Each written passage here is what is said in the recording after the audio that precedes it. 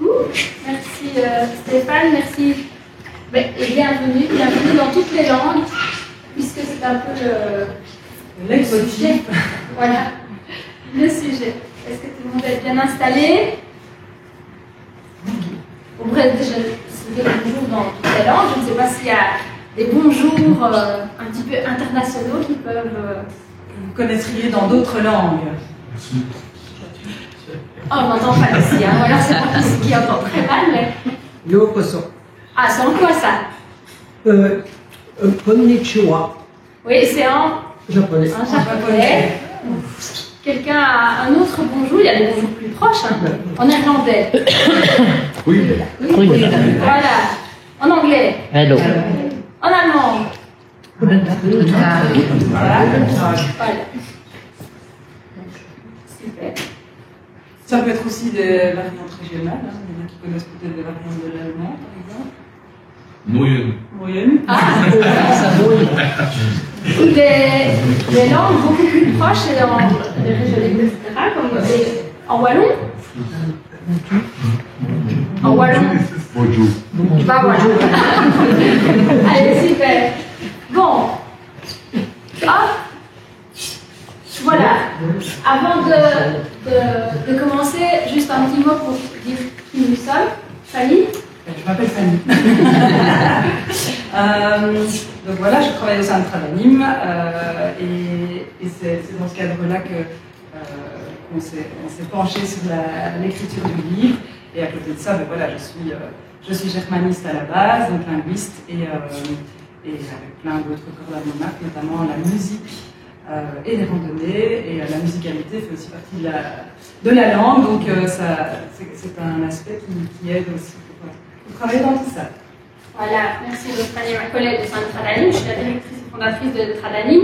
On a toujours été passionnés par les questions d'apprentissage précoce des langues, comment un enfant va apprendre une langue et comment un enfant va s'éveiller aux langues. Parce qu'on va expliquer le contexte, c'est ce qui est arrivé. Et moi, je suis aussi passionnée par la musique.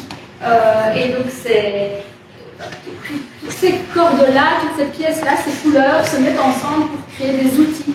Parce que ce qui me passionne le plus, c'est des outils pratiques, concrets sur le terrain. Les grandes théories, c'est toujours super chouette, mais c'est surtout, ok, en pratique, on fait quoi? Et c'est ce basculement-là, moi, qui m'intéresse et qui est mon leitmotiv. Voilà. Donc, maintenant que vous savez peut-être un peu plus qui on n'est pas là pour parler de nous, on est là pour parler de cette fameuse collection Éveil aux langues. Encore merci pour la confiance de la part des éditions ACO qui ont compris le projet dès le départ de mettre en place un outil concret pour le terrain qui allait servir comme ça, pratico-pratique. Vraiment, ça c'était super important. On a 3 ouvrages, mais il y a 2 catégories. Oui. Donc on a une première catégorie, explorateurs des langues. Ça, c'est vraiment tout l'univers des maternelles qui va être concerné par les explorateurs des langues. Donc, dans l'univers maternel, les enfants vont mettre leur sac à dos et partir en exploration pour découvrir les langues. Et la partie droite, c'est les détectives des langues. Donc, en primaire, on est plutôt à prendre sa loupe, à aller regarder plus finement pour découvrir différentes langues. Et ici, on voit qu'il y a en fait 2 ouvrages qui vont de pair. Ça, c'est le manuel de l'enseignant. Et le passeport des détectives des langues, c'est vraiment un outil pour que les élèves puissent recenser toutes leurs découvertes et les indices qu'ils ont découverts dans les différentes langues, les personnes qu'ils ont rencontrées et avoir des traces de tout ça. Voilà, et c'est un passeport qu'ils peuvent garder de première à deuxième primaire puisque ça n'a pas été une seule année, mais pourrait être un passeport qui reste même comme souvenir pour l'enfant dans sa vie parce qu'il va y avoir des belles découvertes là-bas. Alors, le contexte, pourquoi est-ce qu'on a créé ces livres? Pourquoi? Donc nous on était spécialisés dans l'apprentissage précoce de l'anglais et du néerlandais sur le terrain dans les écoles. C'était vraiment ça à fond depuis 20 ans. Et puis est arrivé les demandes du terrain en disant oui mais attendez, maintenant on va devoir faire de l'éveil aux langues et c'est l'enseignant qui doit... Pardon? Ah oui. Et c'est l'enseignant qui va donner cette matière-là, donc il n'y a pas d'outils. Comment est-ce qu'un enseignant peut se doter d'outils alors que ça ne fait pas partie de la formation? et que c'est pas si évident que ça de trouver des ressources. Donc on a pris cette question à bras-le-corps parce que les directeurs d'école sont venus vers nous en nous disant, vous qui travaillez avec les langues et les enfants, qu'est-ce que vous pouvez sortir de votre chapeau comme outil, créer avec nous pour que le besoin soit répondu sur le terrain. Et effectivement, on a beaucoup travaillé avec le terrain en se rendant compte de je vais mettre souffrance clairement d'un style qui était complètement désespéré, qui ne se trouvait pas, paniqué, qui ne se trouvait pas légitime pour assurer l'éveil aux langues. Et on s'est dit, ok, il y a vraiment quelque chose à créer qui va faciliter la vie et faciliter l'éveil aux langues pour que ce soit une réussite pour tous. Parce que l'éveil aux langues, c'est génial, c'est juste que il faut tous se donner les moyens de pouvoir le faire. Donc, on est parti des balises de progression, donc c'est le texte fondateur qui dit ce qu'il faut faire en éveil aux langues. Qui connaît les balises? Donc ces balises-là, elles donnent déjà plein d'idées et de liens pour faire de l'éveil aux langues, mais malgré tout, tous ces liens, ça prend énormément de temps à aller les rechercher, puis parfois les liens ne fonctionnent plus, et parfois c'est pas cette langue-là dont on a besoin. Donc voilà, on s'est rendu compte que vraiment les balises, c'était déjà un outil, c'est la base, mais ça suffisait pas. En tout cas, le terrain nous en demandait plus que cette balise qui était liée à la circulaire qui lançait les langues. Et c'est dans ce contexte que le livre a été créé et est né. Il y en a peut-être qui nous connaissent aussi par l'outil Tralanim Éveil numérique, donc ça c'est ce qu'on a d'abord créé, mais c'est pour aller encore plus loin et créer un outil complémentaire papier, prêt à l'emploi, qu'on a continué, puisqu'en plus l'éveil aux langues est arrivé pour les maternelles et puis pour les P1, P2 ensuite. Donc, dans ces carnets, qu'est-ce qu'on va trouver, Fanny? On va trouver une structure en 3 parties. Il y a une première partie qui va aider l'enseignant à vraiment remettre l'église au milieu du village sur c'est quoi l'éveil aux langues, qu'est-ce qu'on attend de moi exactement, qu'est-ce que je dois faire, qu'est-ce que je ne suis pas censée faire, ou pas, quand je fais quelque chose, est-ce que je vais plus loin, ou voilà, donc c'est toutes des questions plus liées à la théorie de l'éveil aux langues, mais qu'est-ce que concrètement je dois faire? Est-ce que mes élèves doivent être capables de parler dans une autre langue? Est-ce que juste écouter une chanson, ça suffit? Enfin voilà, toutes ces questions-là qui nous sont souvent venues du terrain, c'est dans la partie avant de commencer. Il y a aussi dans cette partie-là la structure du carnet de voyage, comment on peut l'utiliser, et puis des astuces, des choses qui facilitent encore l'éveil aux langues dans le concret, dans la classe. Oui, on part ça. Il y a une deuxième partie qui est vraiment le cœur même du carnet avec les 20 dossiers langues. Donc, on va vous les présenter ensuite, mais là, il y a un dossier langue et puis une partie cadeau. C'est très chouette. Alors, une question qui revient souvent et on va tout de suite en parler, c'est dans quel ordre on peut utiliser tout ce qui est dans ces 2 manuels. Et en fait, l'idée, c'est de pouvoir justement piocher dans tous les dossiers, dans l'ordre qu'on le souhaite. Il y a 20 dossiers langues et on peut créer son voyage, son planning d'année dans sa classe en fonction de plein de paramètres, soit de ses propres envies, soit les langues qu'on retrouve dans la classe, soit un projet d'école, etc. Donc, voilà. Et au sein de ces dossiers-là, il y a même plein de rubriques et dans la même idée, l'enseignant va piocher les rubriques qu'il a envie d'exploiter, qui lui plaisent.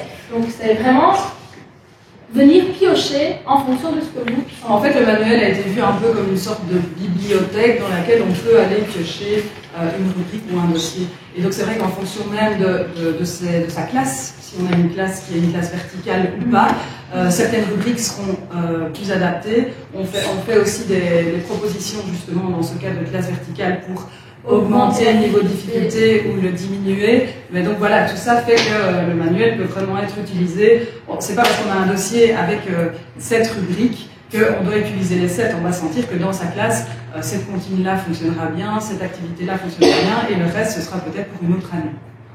Ok. Alors, on a choisi de travailler des dossiers par langue, et donc avec des pays associés. Évidemment, vous allez me dire, tiens, il y a anglais au Royaume-Uni, mais l'anglais, c'est aussi aux États-Unis et dans plein d'autres endroits. Bien sûr, et c'est évident. Mais pour avancer dans le livre, pour avancer dans les découvertes, on a dû prendre un choix qui est, on va découvrir une langue et on va illustrer un pays dans lequel elle est représentée. Mais vous verrez bien dans la partie introductive que, bien entendu, on peut expliquer, et ça c'est aussi très intéressant pour les enfants de comprendre, que ce n'est pas parce que tel pays, enfin voilà, vous voyez, donc ça permet de bâtir le contexte, mais nous, pour construire le livre, on a fait le choix d'avoir des dossiers langues, et chaque fois de choisir un pays qui va illustrer. Et même chose, parfois il y a plusieurs langues dans un même pays, donc voilà, tout ça est expliqué avant et a été pensé. Voilà, par rapport aux prescrits légaux et au programme, comme on vous l'a dit juste précédemment, on est parti des balises de progression, donc voilà, vraiment du cadre administratif légal, pour construire tous nos outils. Donc voilà, c'est vraiment conforme à ce qui est demandé au niveau de la Fédération Wallonie-Bruxelles, que ce soit pour les maternelles ou pour les PMD2. On est en contact régulier, très régulier, avec la Fédération Wallonie-Bruxelles et le cabinet de la ministre Désir. Et donc voilà, on vérifie au fur et à mesure que les attendus sont vraiment là.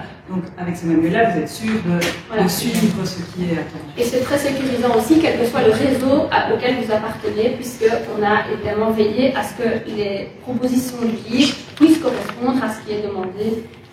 Et c'est explicité dans la première partie du manuel, tout ça. Oui. Oups. Une autre question. Ah non, voilà, on arrive aux astuces. On illustre une astuce dont tu parlais dans la première partie, c'est-à-dire on trouve des astuces. Ben, ça, c'est par exemple une astuce, c'est de bâtir un coin éveil aux langues pour rendre ces leçons d'éveil aux langues encore plus riches, avec des petits détails, etc. Et vous voyez que quand une astuce est décrite, ben, il y a étape 1, étape 2, étape 3, et il y a même un QR code, donc les QR codes, on va en parler, et ça commence déjà là, qui renvoie vers une vidéo et qui illustre, ben, tiens, voilà comment on met en place un coin éveil aux langues. Ce sont des propositions, hein. Donc comme on disait, on va piocher dans le livre et on écoute les propositions et on se les approprie en fonction. Donc une autre astuce, on présente dans le livre, c'est de créer un kamishibai bilingue. Donc voilà, c'est détaillé dans le livre, on ne va pas aller ici dans les détails, mais il y a toutes des petites astuces comme ça qui font qu'on peut mettre le pied à l'étrier à l'éveil de langue si on n'est pas à l'aise ou si on commence à s'essouffler dans les idées. Et ça, c'est par exemple une activité qui dépasse le cadre, puisque c'est une activité transdisciplinaire où on invite les classes à créer leur histoire multilingue. Et puis, à comprendre que nous-mêmes, on organise un concours qui est complètement gratuit chaque année, un concours international, et donc ça incite les classes à se relier à une dimension plus internationale et à comprendre avec leurs enfants que les élèves, que si on crée notre histoire en classe, ben, elle va voyager, elle va être vue par d'autres copains, etc. Donc c'est tout des prolongements proposés. Oui. Et c'est toutes des propositions qui font que l'éveil aux langues et les langues qui pour un enfant est abstrait deviennent quelque chose de tout à fait concret et qui rejoint le monde. Concret, c'est vraiment un mot qui nous caractérise et qu'on aime. Voilà, bon, concret. On rentre dans la partie 2. Rentrons dans la deuxième partie. Donc, cette partie-là, elle est aussi bien en maternelle qu'en primaire. Elle est structurée autour de 20 dossiers d'exploration des langues, 20 dossiers de détective des langues. Alors, on va faire un petit jeu, hein, Fanny. En Grèce, à votre avis, on va découvrir quelle langue? Grec. Le grec. Jusque-là, tout va Je vais bien. commencer par des faciles. En Italie. Italien. Oui. Au Japon. En Chine. Chinois. Le mandarin. Au Bangladesh. Bengali. Le bengali. En Albanie. En Espagne. En Finlande. Chinois. Ah, c'est très bien. En Inde. Alors oui, voilà, exactement, ça c'est une bonne réflexion, c'est comme on disait, il y a énormément de langues, donc ça ne veut pas dire que seulement en Inde on parle cette langue et seulement cette langue est parlée en Inde. On est bien d'accord. On a dû faire une sélection pour permettre aussi d'entendre différents types de sonorités. C'est vraiment le but, c'est que les différents types de sonorités qui sont présentés, différents types d'écriture qui sont présentés. Ah, j'en ai un ici. Au Rwanda, on parle quoi? Enfin, on parle beaucoup de choses, mais qu'est-ce qu'on a choisi nous comme langue? Kinyarwanda. Le Kinyarwanda. Oui. En RDC, République démocratique du Congo. Lingala. Lingala, oui. J'ai donné Pays-Bas. Pays-Bas, néerlandais. Pour finir, Pologne. Brésil. Portugais. Oui. Pérou. Espagnol. Ah. On aurait pu choisir l'espagnol, mais il était déjà présenté en Espagne, c'est le Quechua qui est représenté. Vous voyez, donc c'est parfois des langues de grande dispersion ou des langues de plus petite dispersion. Hein. C'est fait exprès aussi pour varier en Russie. Ça, c'est le et au Sénégal. Ouais, c'est bien. C'est marqué. Vous pouviez lire. Mais vous pensez que c'était trop. Ah, je pensais que c'était pas grave. Allez, là on va faire comme si on ouvrait le livre, d'accord? Donc on ouvre le livre et on découvre un dossier dans le livre Explorateur des langues. Bon, alors, ici, ça paraît plus clair dans le livre. Hein, la page de garde, la page de couverture, donc ça, c'est pour les maternelles. Les explorateurs, c'est les maternelles. On commence avec une page de couverture. Vous voyez que c'est plus clair. L'ordinateur a voulu faire, je sais pas, quelque chose de plus. Après, là, une page de couverture. Avec une merveille du pays, quelque chose d'emblématique. Et chaque fois. Et une image pour l'enfant. Une image. Bonjour. Une image, et chaque fois, directement des liens vers des phrases qui représentent cette image-là. Donc, c'est un ami. Oui, le festival des cerisiers. Et donc, chaque fois, on entend directement comment ça va se prononcer dans la langue du pays, dans la langue cible. Et donc, on y est juste au-dessus, là, il y a la chanson traditionnelle japonaise à propos des fleurs de cerisier. On essaie évidemment de faire, enfin, c'est pas qu'on essaye, on a essayé, on y est arrivé, de faire en sorte que chaque fois il y ait des liens entre les chansons proposées, la merveille en tête proposée et même, vous allez voir, l'activité fun proposée. Évidemment, pour les villes langues, on sait qu'il y a plein de portes d'entrée qui sont possibles. On en a sélectionné différentes qui sont chaque fois représentées dans une rubrique et donc c'est structuré chaque fois de la même façon. On a été aidé pour la structure par Franck, le graphiste d'ACO qui nous a aidé à bien structurer pour que tous les dossiers soient clairs. Et donc une fois qu'on a compris comment un dossier fonctionnait, tous les autres sont structurés de la même façon. Voilà. Donc là, la page 2, la page 3, c'est ce que vous retrouvez ici. Chaque fois, il y a des QR codes qui accompagnent pour avoir justement la sonorité, parce que tant qu'on est en néerlandais, anglais, on va pouvoir s'y retrouver, mais quand ça passe sur des langues qui sont moins connues, comment l'enseignant en classe va pouvoir trouver une ressource. Et alors, ça permet aussi de mettre l'accent sur le fait que de la fiabilité des ressources. Si vous allez sur Internet et vous tapez Contine en tchèque, eh bien, nous, ce qu'on a vu, c'est que parfois la comptine en tchèque n'était pas une vraie comptine en tchèque, c'était une autre langue. Mais elle avait été identifiée comme ça par quelqu'un qui l'a mise sur Internet.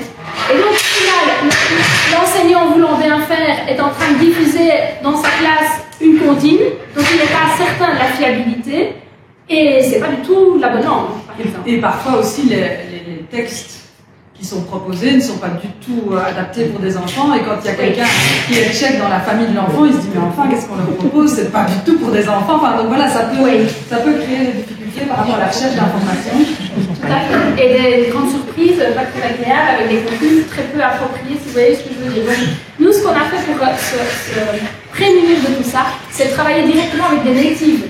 Et on a fait en sorte que pour chaque langue, on ait un native qui puisse nous assurer que c'est bien la comptine qui elle-même en tant que maman chante à ses enfants, que c'est bien la chanson traditionnelle, le jeu traditionnel auquel on joue dans les cours de récré, dans ces écoles. Vous voyez, ce travail a été soigné pour être sûr de la fiabilité de l'œuvre.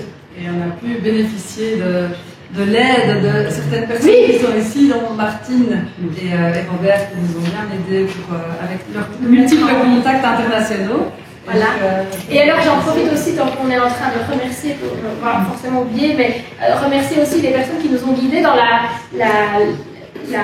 technicité et la mise en place d'outils techniques tels les QR codes, notamment un certain Sam qui se reconnaîtra et à qui on remercie beaucoup parce qu'il nous a aidés dès le début où on pensait le livre à dire pour que les QR codes soient facilement accessibles, on pourrait construire le livre de telle manière et on pourrait faire de telle façon. Donc voilà, merci. Donc bref, on retrouve des rubriques qui seront chaque fois structurées de la même façon. On a un jingle qui découvrir quelle langue est associée à quel pays. On a des petites... le savais-tu? Des petits le savais-tu pour des informations un peu sympas sur le pays à découvrir avec les élèves. À tes crayons. On a des crayons pour découvrir le drapeau.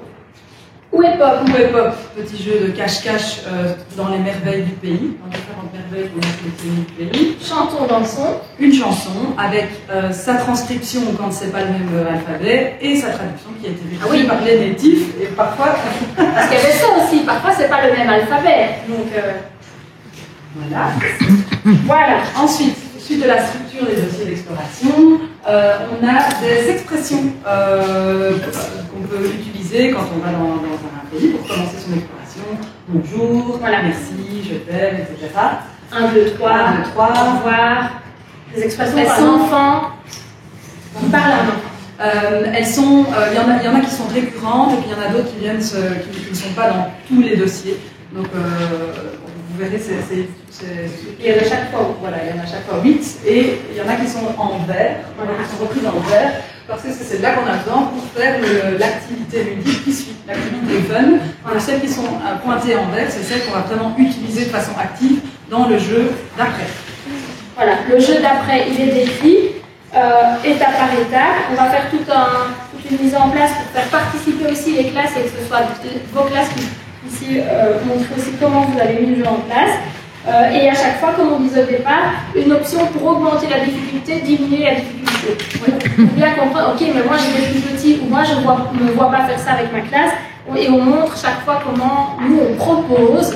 Voilà. Et ce que j'aime beaucoup, hein, on a mis en place avec joie, c'était une mise en situation, un petit contexte, un petit coup de baguette magique. On se met dans la peau de l'explorateur, ok, on arrive en Grèce, on vient de voir ceci, il se passe cela, et donc on va faire l'activité en fonction de ce qui se passe dans le pays. Donc les enfants se mettent vraiment dans la peau. Et de nouveau, ça devient concret pour l'enfant, on fait comme si on était au Japon et comme si, etc. Voilà, et puis ça se termine aussi par la devinette de Pop. Elle est liée à la première merveille qu'on avait mise en grand sur la page de garde. Et c'est une petite devinette fun pour les enfants. C'est bien amusé, hein? Oui, enfin, on fera peut-être une plus après, mais voilà, il y a toujours un petit côté comique pour la devinette de Pop. Et enfin, le dossier se termine par la fiche de l'élève, qui est téléchargeable en grand. Donc ici, on la voit un peu plus petit. Elle est téléchargeable en grand, sur laquelle l'élève a des traces des différentes rubriques. Et qui permet de refaire un peu de graphisme, de rejouer au jeu de cache-cache avec un petit pion ou époque pour les plus grands, etc. Donc, et on a aussi une trace de la fiche de l'élève et elle n'a pas un numéro précis, donc ça veut dire que l'enseignant peut vraiment les faire dans l'ordre qu'il souhaite, en faire une et pas une autre, etc. Donc, et en fait, elle est téléchargeable, ce qui permet à l'enseignant de l'imprimer en A4 s'il le souhaite, mais aussi en A3 pour des élèves qui sont au niveau graphisme moins loin et donc qui ont besoin de plus de place, etc. Donc c'est comme ça qu'on a pensé les choses. Voilà. Donc ça, c'est les explorateurs des langues. Et vous allez retrouver maintenant les détectives des langues. C'est pensé de la même manière, avec quelques différences évidemment. Pour les prendre à l'écran. Donc ici, pour les P1, P2, on a de nouveau un jingle qui introduit quelle langue est combinée avec quel pays, puisqu'on a dit, c'est pas toujours évident, il y a parfois des pays avec plusieurs langues. Et puis on sort sa loupe et on prend la Grèce à la loupe. Et là, on a plus d'informations précises, ce qui peut être très riche pour l'enseignant, sur le pays. Comment dit-on le nom du pays dans sa langue? Comment est-ce qu'on dit la Grèce en grec? Quelle est sa capitale? Les pays limitrophes. Les pays limitrophes. Aussi dans les mers. Voilà, tout ça. Alors ça, c'est quelque chose qui vient en plus de l'éveil aux langues. C'est pas nécessaire. Je veux dire, c'est pas demandé dans les balises de progression. Mais c'est chouette pour l'enseignant de pouvoir mettre en contexte. D'accord? Donc ça, on se dit, c'est quand même gai. Parfois, il y a des petites infos en plus. Oui. Et on peut même saluer le travail de notre super graphiste qui a donc fait tourner la map monde. On s'est dit que ce serait bien que la map monde quand même, et pour indiquer le pays. Donc ça veut dire que c'est pas la même image à chaque fois, c'est chaque fois la terre orientée et on pointe le pays comme ça. L'enseignant qui découvre un pays plus lointain et tout de suite il retombe sur ses pattes en disant ok, on est là, voilà, toutes les infos sont là. L'enfant n'était pas obligé de le savoir ou de le retenir, mais en tout cas l'enseignant lui est sécurisé parce qu'il a déjà le contexte du pays. Toujours pour rester dans quelque chose de concret pour les élèves, on a pris une petite rubrique de vrai ou faux. Ils doivent choisir, ils ont 2 propositions, des choses liées au pays et à la langue, et ils doivent choisir. Et pour l'enseignant, après, il y a toujours un petit mot qui donne plus d'infos. Donc comme ça, voilà, toutes les recherches sont déjà faites par rapport au pays. Ouais. Une partie qui s'appelle Cherche l'intrus, Oui. là avec les merveilles du pays, avec les beaux paysages à découvrir, les beaux monuments, enfin des choses vraiment remarquables à voir. Et de nouveau, ça aussi, on a dû choisir, hein, que personne ne se sente offusqué, que peut-être ça merveille à vivre. Mais bon, voilà, tout ça c'est expliqué dans la partie introductive.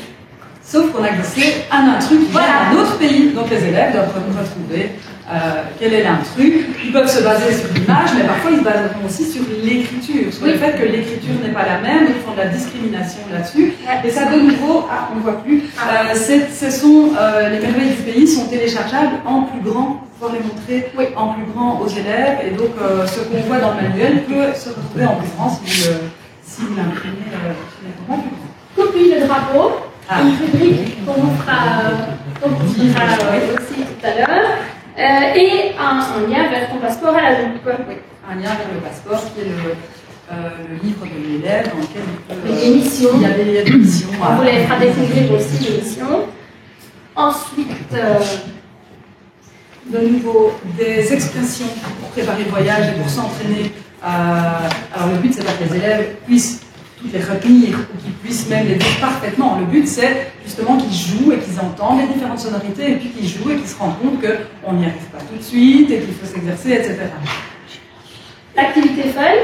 Oui, donc on a une activité fun qui est évidemment différente des maternelles et qui est plus en lien avec le niveau des T1, T2, toujours avec une mise en situation. Quand nécessaire, il y a un QR code si par exemple...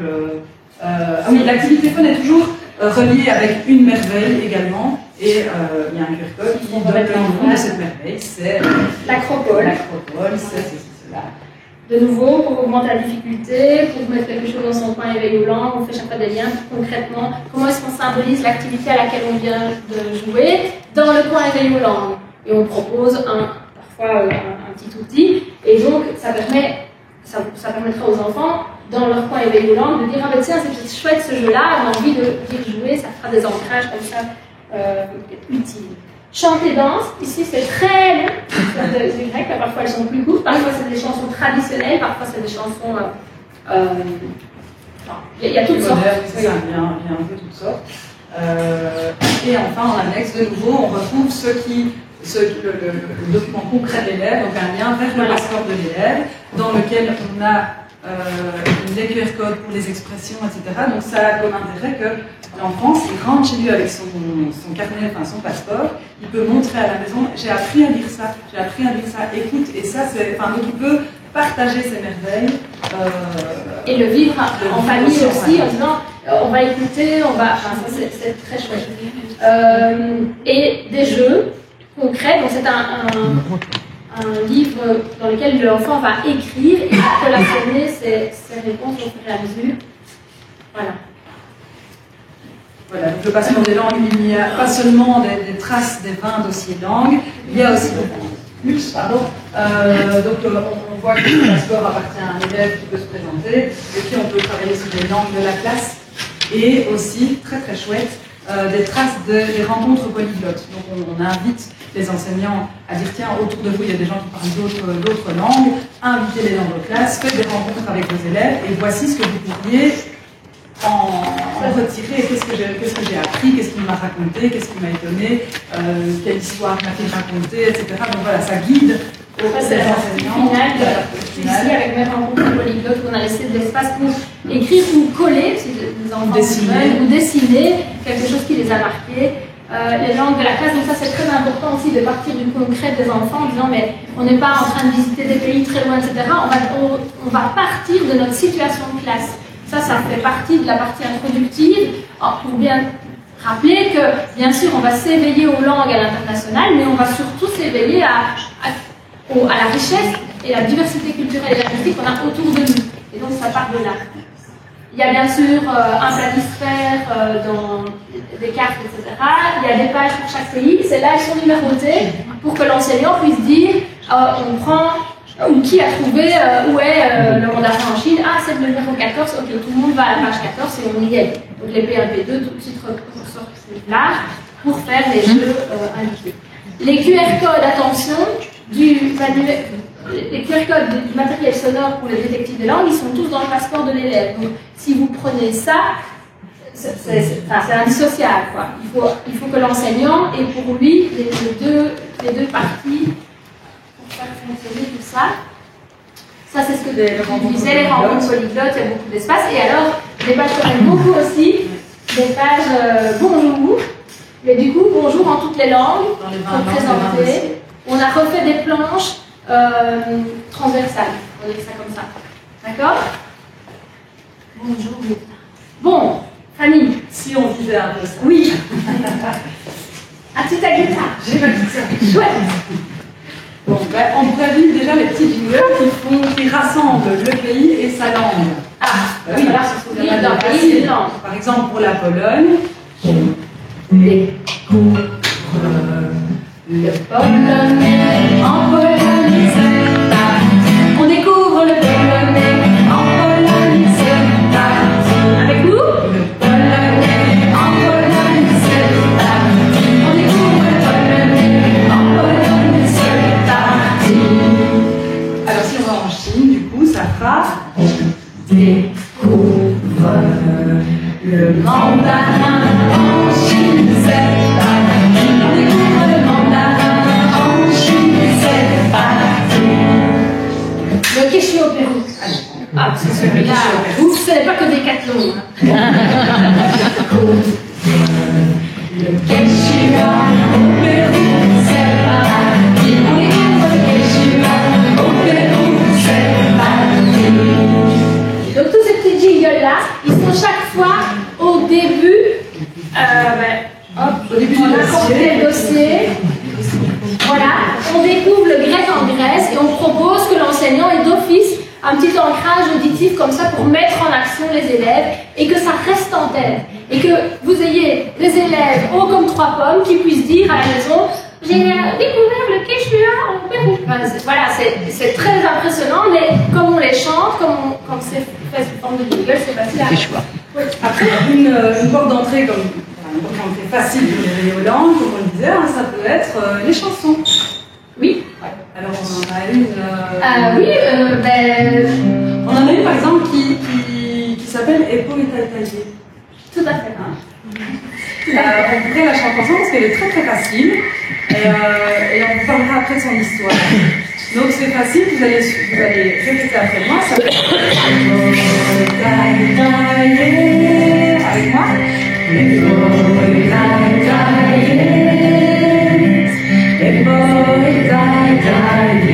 Encore.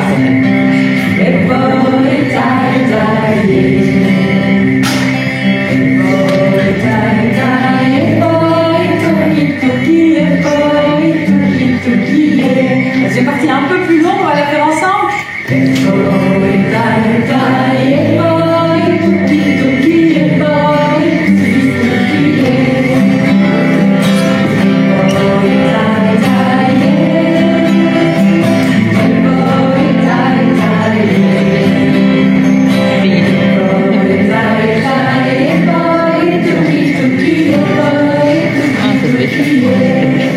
Cette chanson vient d'où, Fanny? Alors, cette chanson, quand on regarde sur Internet, elle viendrait de Nouvelle-Zélande et ça viendrait d'un peuple maori.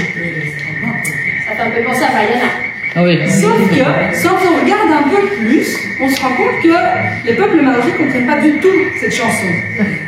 D'où l'importance de vérifier. Oui.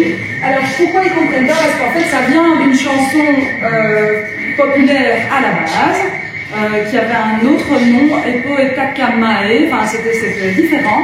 Et puis cette chanson populaire, elle a voyagé dans le monde, elle s'est retrouvée, notamment pendant la Deuxième Guerre mondiale, chantée par des Maoris qui se battaient en Italie. Et qui ont un peu transformé la chanson, et c'est devenu les paroles qu'on connaît maintenant. Et donc de ce fait-là, en fait, les Maoris ne comprennent plus du tout.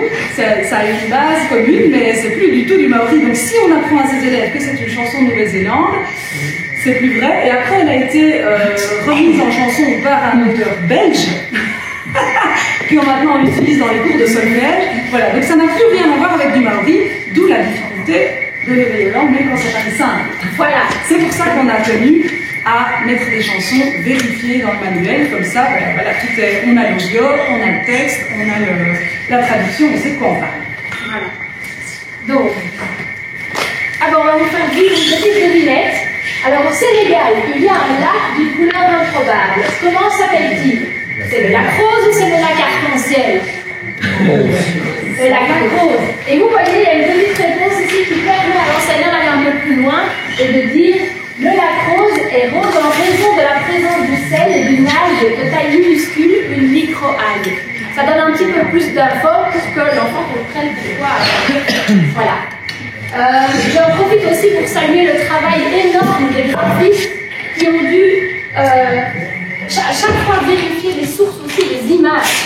Parfois, nous, sur Internet, on avait aussi trouvé des sources, etc. Mais il faut aller juste pour la vérification parce qu'en fait, la forêt amazonienne, voilà, n'était pas la forêt amazonienne dans le pays qu'on pensait, mais dans un autre pays, dans un autre continent. Où la même photo était taguée pour l'Afrique et pour l'Amazonie. Et donc, nous, ça ne nous allait pas du tout. Donc, on a chaque fois dû faire une recherche énorme pour s'assurer et avoir les droits pour chaque photo et savoir d'où venait tout ça. Alors, une activité fun, pour l'activité fun, on est ici dans une activité fun des explorateurs, donc en maternelle. Et cette activité fun est au Japon. On peut peut-être ouvrir le manuel à cette page-là. Ça s'appelle Ichi ni San. Alors l'idée c'est, on dit qu'avec nos élèves, on est au Japon, qu'on a découvert le festival des cerisiers, que c'est magnifique, etc. Ça, c'est la mise en situation. Et on voit aussi des Japonais qui jouent à un jeu traditionnel qui s'appelle... Comment il s'appelle? Il s'appelle Yankenpon. Ça te parle, Martine? Oui. C'est le pierre papier ciseaux. Et alors, on imagine que nos explorateurs font une nouvelle version de Yankenpon qui s'appelle 1, 2, 3, et où le but, ce n'est plus de gagner sur l'autre, mais de montrer le même nombre de doigts. Voilà, et ça, c'est la petite mise en situation qui est là. Parce que pour que vous compreniez. On n'a pas dit, mais c'est tous des jeux, des activités qui nécessitent quasi pas de matériel. Au pire, au mieux, un dé ou une boulette de papier. Donc, c'est pas des trucs, des cartes, des découpages. Parfois, un crayon de couleur. Oui, allez. Mais vraiment des choses où on était certaine que dans les classes, c'était facile d'accès. Les explorateurs, c'est vous, sont au Japon. Pendant le Hanami, on vient de voir juste avant ce festival des ils voient de nombreux Japonais jouer à Jangupa, sous les cerisiers en fleurs. Ils reconnaissent ce jeu, c'est le pierre-papier-ciseaux. Cela leur donne l'idée d'inventer une nouvelle version de ce jeu.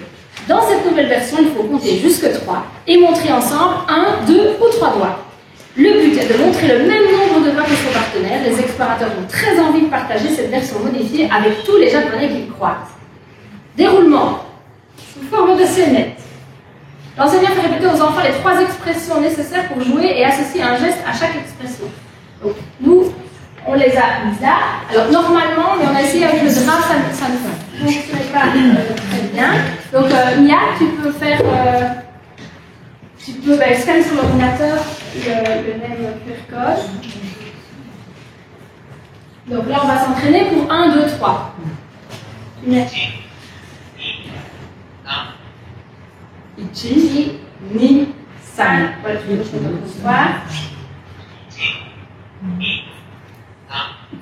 Voilà. Ichi, ni, san. On va le refaire en montrant chaque fois ses doigts.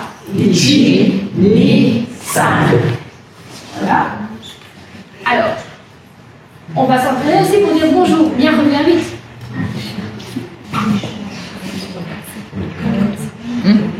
Alors oui, il y a une idée de la prononciation phonétique.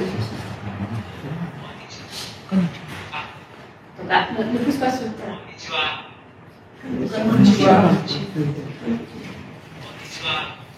Konnichiwa.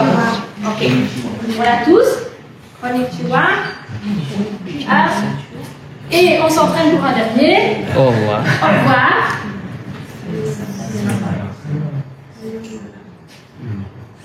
Là. Non, il est en tout seul en fait. Directement. Sayonara.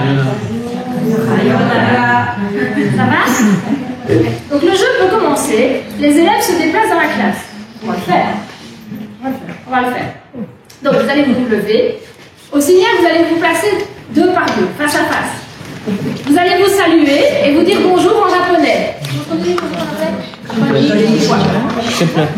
Vous vous saluez et puis c'est parti pour une partie de Jankenpon nouvelle version. Vous allez compter jusque 3. Ichi, ni, san. Et en mode san, les joueurs montrent 1, 2 ou 3 doigts. Ichi, ni, san. Ichi, ni, san. Ichi, ni, san. Ichi, ni, san. Ichi, ni, san. Ok, on a gagné. Et là, on a gagné et on se salue. Sayonara, sayonara. Et on joue un jeu. Ok? Pour augmenter la difficulté, par exemple, on ne va pas le faire.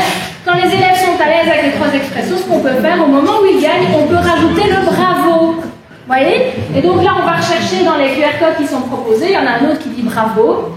Et on peut enrichir l'activité. Peut-être que si on veut diminuer la difficulté, on peut juste jouer à oui, Ichi-ni-san. Ou on peut juste faire bonjour, au revoir. Vous voyez, vous pouvez chaque fois diminuer ou augmenter la difficulté, mais au moins vous avez un petit contexte, un jeu, quelque chose de traditionnel relié donc à quelque chose qui a du sens. Eh ben, c'est parti. Allez, c'est parti, hein. Allez. On n'oublie pas de dire bonjour. Konnichiwa. Et puis c'est parti. Ichi-ni-san.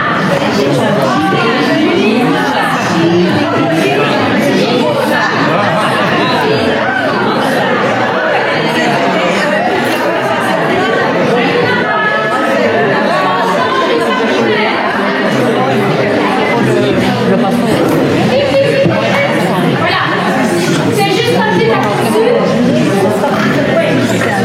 pour vous montrer à quel point le jeu en route va donner du sens à l'élève. On n'est pas juste en train de faire quelque chose, là on est en train d'y jouer. Et ils font Ichi-ni-san dans la cour. D'autres années qui jouent à ça. Voilà. Ce petit jeu se répand, mine de rien, à la maison, devient quelque chose. Enfin, voilà, c'est tous des petits moyens comme ça. Au niveau du cadre de temps, les merveilles du pays. On va peut-être pas faire tout, mais vous avez le principe. Vous verrez pour les explorateurs, les détectives, on a expliqué tout à l'heure, on cache un peu. Visuellement, les enfants vont être intéressés de voir quand midi d'Inde. C'est écrit avec quelque chose comme ça ressemble, enfin chaque fois c'est comme ça. Par contre ici, c'est différent. Et donc, alors évidemment vous écoutez les extraits sonores et ça sonne différemment aussi. Et donc l'enfant arrive à faire de la discrimination visuelle positive et à s'y trouver. Et c'est très valorisant pour lui d'avoir trouvé. Dans le passeport, il y a des petites loupes et l'enfant vient colorier en vert la loupe qui correspond à la langue et en rouge l'intrus. Donc vous voyez le prolongement par rapport à la feuille de l'élève, qui est le passeport. Une autre activité fun, mais ça on va peut-être juste passer les détails pour ne pas vous mettre la mise en situation, le début, etc. On va aller directement dans le cœur, comme si on faisait 1, 2, 3 directement dans le jeu qu'on vient de faire ici. Et ça, c'est une activité qui nous vient d'Islande. Alors en Islande, il y a une particularité pour les noms de famille. En Islande, il n'y a pas de nom de famille en tant que tel, mais après le prénom, en fait, on a un nom de famille qui correspond au prénom de son papa ou de sa maman, plus son ou dotir, si on a un garçon ou une fille. Et donc, en fait, c'est quelque chose qui est, voilà, il y a un S de liaison, et puis son si on est un garçon, et dotir si on est une fille. Martine, ça se dit dotir. Dotir, voilà. Et ça, évidemment, ça se retrouve dans les QR codes. Et c'est en sein d'un petit jeu qui est 1, 2, 3, non pas 1, 2, 3 piano, mais 1, 2, 3 geyser, puisque là-bas, il y a ça. Et donc, on les fait faire 1, 2, 3 piano. Et quand il y a un enfant à montrer, eh bien, on met avec ça. Si les enfants, si c'est trop compliqué, si les enfants ne savent pas le nom de leur papa, de leur maman, c'est vraiment compliqué, on réduit le jeu à 1, 2, 3 geyser, et c'est très bien aussi. Et donc les enfants vont jusqu'à 1, 2, 3 islandais, et donc on peut utiliser parfois des parties du jeu, tout ça est expliqué, chaque fois si on veut diminuer la difficulté. difficulté. On peut faire seulement créer le nom islandais aux enfants ou seulement jouer à 1, 2, 3 piano en mode islandais. Quand tu dis 1, 2, 3 piano, on a marqué chaque fois à côté de l'activité fun la catégorie, donc le type de jeu sur lequel était basée l'activité. Est-ce que c'est un jeu de balle? Est-ce que c'est un tic-tac-boom? Est-ce que c'est pierre, papier, ciseaux? un renard qui passe? Voilà. Chaque fois, on a une idée de tiens, à quoi va ressembler. Et la vidéo qui arrive. Alors, je savais que tu repassais à ça. Ne regardez pas. En Inde, l'animal sacré, c'est la vache ou c'est le serpent à sonnette? Et oui, les vaches sont les stars en Inde. Elles peuvent aller où elles veulent et même se coucher en plein milieu d'une route ou carrément d'une autoroute. Personne ne peut les ennuyer, tout le monde doit les respecter. Et alors pour l'enseignant, un petit le savais-tu qui arrive ponctuellement ici. Comment s'appellent les habitants en Inde? Ne regardez pas. Les Indiens, attention à ne pas les confondre avec les Indiens d'Amérique qu'on appelle aussi les Amérindiens. Pour un enseignant, avoir ces informations-là, c'est sécurisant. Parce que parfois, on se retrouve devant des questions d'enfants et... Voilà. Un petit info pour mettre en concret. Donc, on est au Sénégal. Dans ce pays, on trouve des arbres incroyables. Les baobabs. Ce sont des arbres à barbapapa. Vrai ou faux?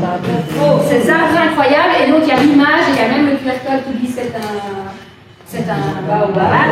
Ces arbres incroyables s'appellent les baobabs. Ce sont des arbres gigantesques et les plus vieux du monde. Ils peuvent vivre jusqu'à 2000 ans. Ils sont incroyables aussi car leur tronc creux peut récolter l'eau et jouer le rôle de citerne d'eau ou frigo. Les fruits s'appellent les pins de singe. Mais pour un enfant, quand on lui donne toutes ces informations-là, il y a le cerveau qui est en ébullition et nous, ça nous rend quoi. Et bien entendu, il y a l'image qui se trouve aussi. Oui, je l'ai dit. Voilà. L'image est là avec le QR code qui dit c'est un baobab. Alors ici, un petit focus sur le passeport. Hein, pour terminer, on a une catégorie qui s'appelle Sorte à nous. Et notamment, ici sur le côté, on l'a remis droit. L'idée, c'est de retrouver comment se dit quel est le nom de la capitale du pays. Pour trouver la réponse, cherche les lettres cachées dans ce code. Et donc, on retire, allez-y les enfants, on retire tous les chiffres et on garde les lettres. Et on les lit de gauche à droite. Voilà, et on retrouve Helsinki. Et l'enfant va pouvoir écrire, si c'est approprié, découper un peut-être pas, mais un papier de peut-être, va pouvoir écrire. Deuxième petit jeu qui se rapporte au fond du document ici, c'est celui-là. Même principe pour découvrir le nom du pays dans la langue. Donc, qu'est-ce que ça donne? Suomi. Oui, voilà, Suomi, ça veut donc dire Finlande en finnois. Voilà, en finnois. Voilà. Ok. Alors, reproduire le drapeau. Ça, c'est pour les détectives. On propose une manière, non pas colorier, entre guillemets, platement un drapeau, mais de faire des petits jeux autour de reproduire le drapeau. Comme ça va s'ancrer aussi plus facilement. Par exemple, ici, il y a 3 drapeaux. On va peut-être pas le faire vu le temps. Mais l'idée, c'est non, on va le faire juste nous. Je vais reproduire un drapeau dans l'air, mais ça peut se faire 2 par 2, hein, et vous devez découvrir de quel drapeau il s'agit. Alors. Voilà, le Brésil.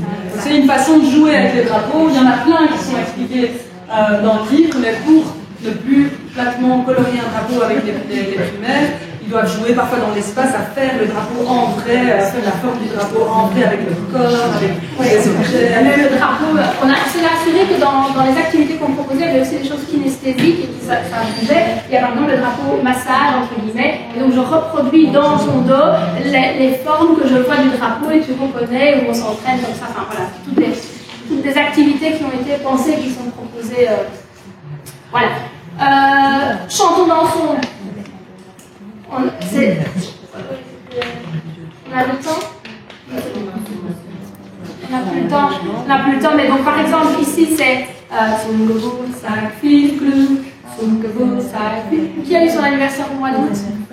Il y en a toi aussi, maman, toi aussi.